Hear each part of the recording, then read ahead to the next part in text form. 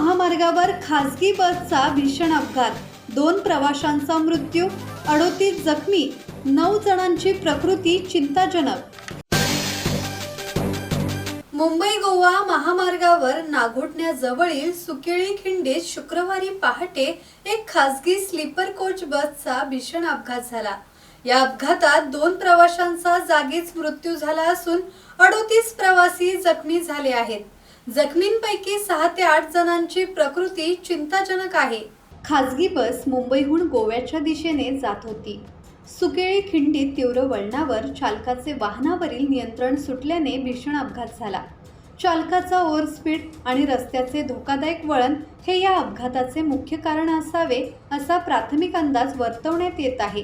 अपघाताची माहिती मिळताच स्थानिक नागरिक, कोलाड आणि नागोठणे पोलीस ठाण्यातील कर्मचारी, एरुणकर टोईंग सर्व्हिस आणि रुग्णवाहिका यंत्रणांनी घटनास्थळी धाव घेतली। जखमी प्रवाशांना तात्काळ उपचारासाठी नागोठणे प्राथमिक आरोग्य केंद्र आणि पनवेल येथील MGM रुग्णालयात हलवण्यात आले आहे।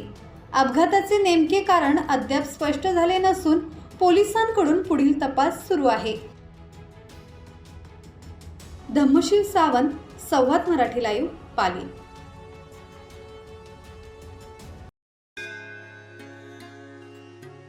श्री गणपती संस्थान महड, तालुका खालापूर, जिल्हा रायगड।